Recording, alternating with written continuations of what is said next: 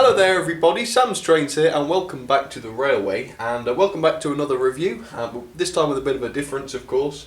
Over the last couple of months really, I've been collecting some Wrenn stuff as you can see here. This is just some of them, I've got 8 or 9 in total, but this is a few of them and I just thought I'd better start getting these unboxed and showing them to you, one at a time of course. And I thought, I'll spend a few months doing that, just once in a while do a Wrenn loco, and then once I've shown them all to you, I'll put them all together into a running day, and I'll run them all together in one video for you. So hopefully that should be fun. But we're going to kick off today with, I'm not sure, yes I'm sure, that was a bit cheesy, with this one. And if I got the right box, this should be the Castle class locomotive, or one of them. That Wrenn made, and I'm going to get that unboxed and reviewed if you like, give you a close look at it, and then I will get it running of course. So yeah, let's get on with that then. So here it is anyway, and as you can see it's in quite old-fashioned looking packaging, and I'll get this out in just a moment, but first I thought it might be okay, since it's the first Wrenn loco I've looked at, if I gave you a little bit of information about the company, as I understand it anyway, and how these locos came to be. And of course, if you know better, and if you can correct me if I'm wrong, then please do let me know in the comments, because I do like to know about these old things. But basically around 1970, give or take a few years, the company Wrenn inherited all of the, well, all if not most, of the Hornby Dublo range, which were a very popular range of locomotives before the 1970s. They were very heavy cast metal locos, designed for 3-rail track, and certainly very popular, as I say. And Wrenn inherited those, and for the most part they continued to produce them as they were, but in 2-rail versions, which is very interesting. And they were also very popular, and I believe the Wrenn locos were sort of considered I don't know, how can we say it? The sort of top of the line locomotives, compared with the sort of cheaper Triang range. This was sort of seen as what everybody aspired to, and yeah, they were, and I can see why, because they're sort of very grand, and I would say a Wrenn loco is less of a toy than the Triang ones were. But still, you can still get them today. There's still plenty of them around. They do seem to fetch quite a lot of money for whatever reason. I suppose they're just collector's items. But this one, as I say, is the Castle class, and I'll show you that in just a moment. But this one cost me only £65, which is about half of what you'd expect to pay for something like this in the condition. But yeah, we'll get that open in a moment. But first, as you can see, the packaging is very nice. It's sort of old-fashioned, as I say, with some nice artwork on it there. And if we take a quick look at the end of the box, you can just see, although it is a little bit faded, you can see the product code there, which is W2221, and you can just about see the words 460 Castle there. So anyway, let's get the lid off the box. And you can see this box is certainly showing its age a little bit now. But yeah, let's take this up. And the first thing you've got is the instructions, and yep, there's the loco, absolutely beautiful, BR blue of course, Windsor Castle, running number 4082, if I got that right upside down. And I do quite like these instruction manuals. I won't go into a lot of detail, but these are, well, this one in particular serves as several locomotives. It serves the Castle class, this one, the 8F Freight, the BR Tank, the West Country class, the A4 Pacific, and the City class. And I'm going to show you all of those locos at some point in the next few months, but I'll have a quick flick through this. As you can see, it's quite nicely written with diagrams as well.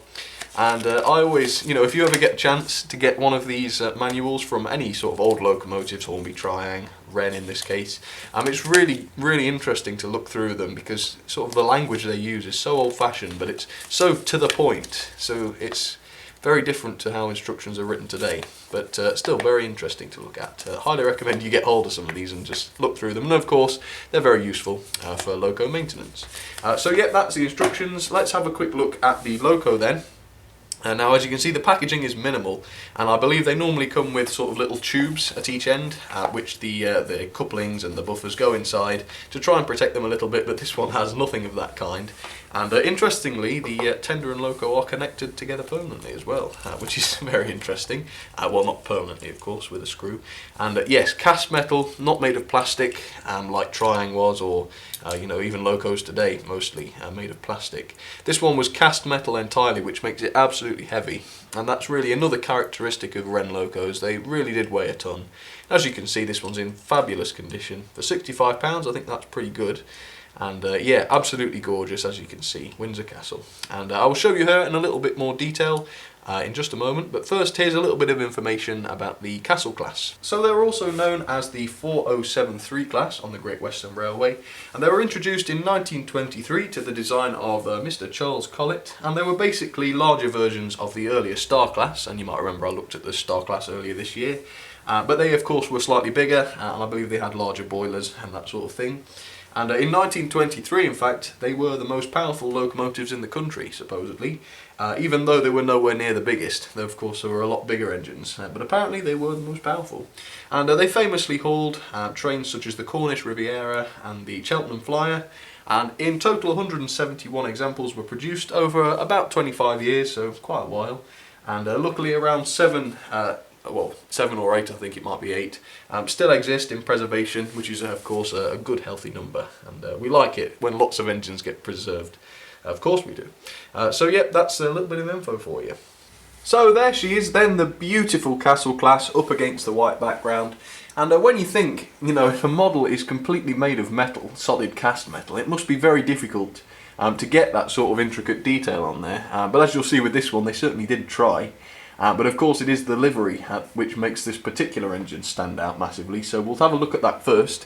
So as you can see, quite clearly I suppose, it's in a beautiful BR blue livery, but it's the lining which makes this one fantastic. Of course, on the actual boiler you've got these sort of lime green stripes with a black line in between them, which looks very nice, and some of those are a little bit worn actually, and that's the only problem I found with this loco. Some of them are a little bit worn, but not to worry.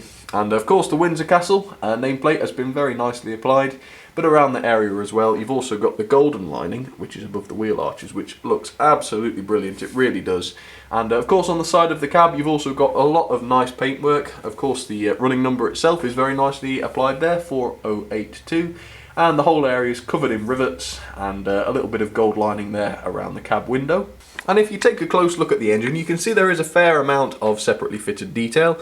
You have got this, what looks like a sort of copper or brass chimney there, and there's also this lovely, well, it's quite large actually, it's not very fine scale, but you've got this large handrail which goes all the way around the loco, which is pretty cool. And if we take a look at the front, you can see the running number is also painted onto the smoke box door, and you've also got some realistic looking buffers, as well as a nicely riveted buffer beam there. As you can see, plenty of rivets there, which makes it look pretty cool from the front. But as you can see, there's plenty of rivets on the whole thing really, especially on the sort of smoke box area. As you can see, there's plenty of moulding there, and you've also got various pipe work and whatnot. And as you will have seen when we opened the box, on the other side there was a reversing rod, which is pretty cool. Sadly there's no cab detail on this one because the gigantic motor is in there, but of course that's just the nature of locomotives from this era, I suppose. But yeah, that's the loco. I won't spend too long on there because of course the detail isn't massive, but I think the loco's performance more than makes up for it, so we'll get onto that in a moment. But first let's take a quick look at the tender. Of course it's got that similar livery with the early crest there, the BR crest on the tender there, which looks a little bit strange. It doesn't look quite like I've seen it on other more detailed locomotives, but it's certainly not badly applied, and you can more than easily tell what it is. But of course the tender's done in the same lovely livery with the lime stripe, the lime green stripe. I mean, you could call it yellow, but to me it does look sort of lime green, which looks very interesting and I think quite elegant. And of course the tender itself is absolutely covered in rivets, and on the back as well you've got little moulded lamp irons. Well, are they lamp irons? I don't think they are they? Maybe, who knows. But you've also got rivets there as well. And the coal on the top, it reminds me a little bit of the Hornby Railroad coal, because it's quite large scale, but really it doesn't look all that bad, and you can tell it's coal and it more than does its job. So yeah, there it is, Windsor Castle. We'll go and get her on the line, and I will show you yet another Wrenn Castle locomotive, and we'll get them both running. Alright, let's do it. Okay, so now for my favourite part, where we get her all running, and there she is, Windsor Castle, looking absolutely fantastic on the line, and she looks just as good when she's running, trust me. But first, before we get her tested, I will show you what else is on the line and what she's going to be pulling. First of all, I've hooked up a rake of 5 Pullman coaches, which hopefully, well, I think they just lend themselves to the sort of BR Blue livery, to be honest. And the back coach there is a Wrenn one, that's car number 73. Yeah, I thought that would be a good thing to put on there, since this video is all about Wrenn stuff. And on the other line, I'm very pleased to show another Wrenn Castle class locomotive. This time it's Cardiff Castle number 4075, and she's got a rig of chocolate and cream coaches, as you can see there, which sort of lend themselves to Great Western locos. And yeah, she didn't have a box, unfortunately, but she's still in absolutely near mint condition. Probably slightly better condition than Windsor Castle is, actually, but yeah, she's just as good at running. But anyway, let's try Windsor Castle now. Obviously, because these are so heavy, they're not that great at slow speeds, but to be honest, that is almost certainly erased by the fact that they could pull absolutely anything. I could probably easily fill half of this layout with coaches and she probably wouldn't struggle. And the brilliant thing about this is she will run the same whether she's got 20 coaches, probably not 20, whether she's got like 15 coaches or no coaches, she doesn't mind, and you won't see any difference in the way she runs. But as I say, not a terribly smooth performance at slow speeds, but it's absolutely superb once she gets a bit quicker. But here we go, a little bit of slow speed performance then for Windsor Castle. There you go. As you can see, it's not bad. It's probably about as good as a Triang loco would be, and as you can see, as you can hear, it's a little bit on the noisy side, but it's certainly not bad at all. And of course this has been serviced and remagnetised. There we go, absolutely superb. And I think you get a real sense of power when they're running. You could tell that they're super powerful. And I actually think that these Wrenn engines are the closest you can get to real locomotives on the 00 gauge track, because they're so heavy. And they really are just like the real thing, but scaled down in terms of the way they perform. They've really got some good traction. Anyway, I've been yakking a bit now, so let's get her to couple, shall we?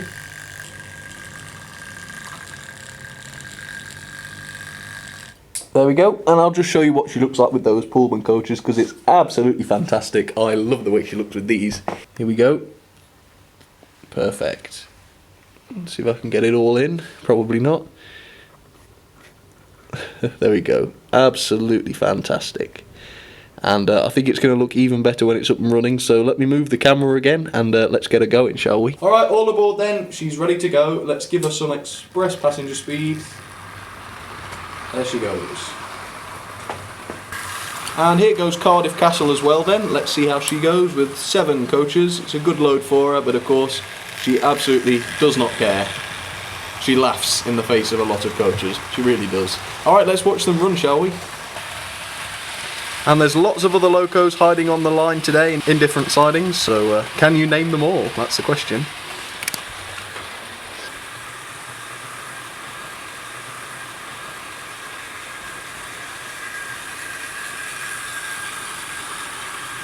Absolutely stunning runners, they really are.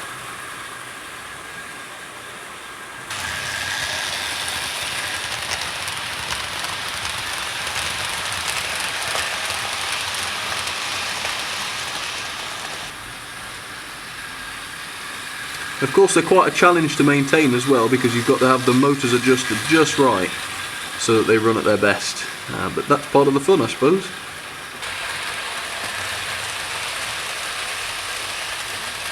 Super duper.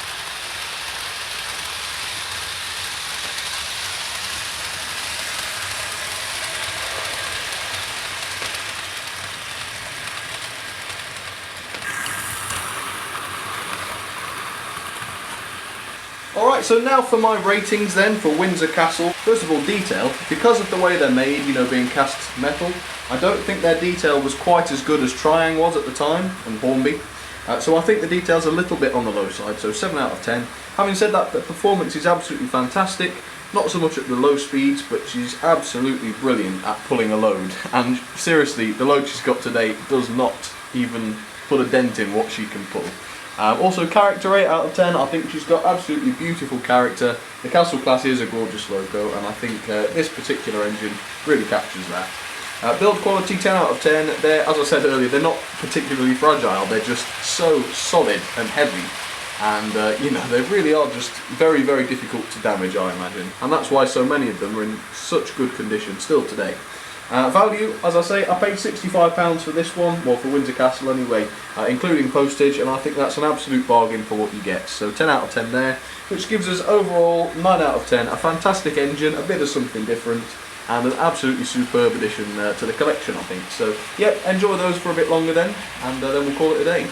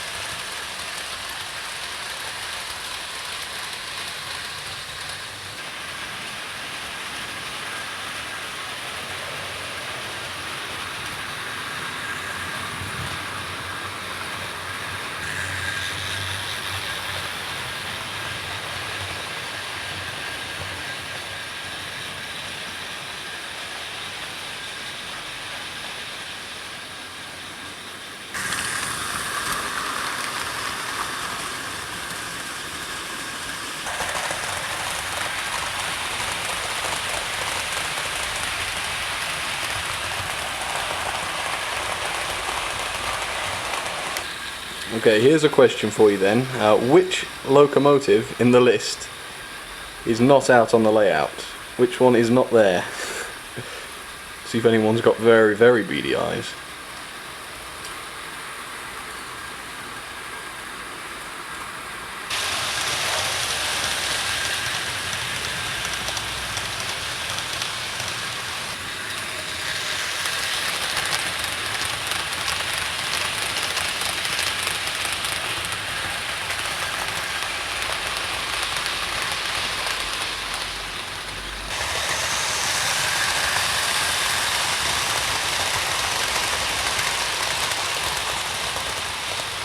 Well, I think that'll just about do it for today then. So if you do enjoy seeing Wrenn locos, let me know in the comments, because of course there's lots more videos on Wrenn if you'd like them. And if you did enjoy the video, please don't hesitate to leave a like as well, because I love to get feedback, and if I know which videos people like, I can make more like that. So yeah, thank you very much for watching. As I say, if you want to, you can check out the Facebook or Twitter pages, and they're at facebook.com/samstrains or twitter.com/samstrains. If you could give me a like or a follow on there, that would be great. And of course, hopefully it will be worth it, because I'm always posting new content and photographs and updates on there. So yep, please do that if you'd like to. But for now, thank you very much for watching, and I'll see you all next time. Cheers everybody.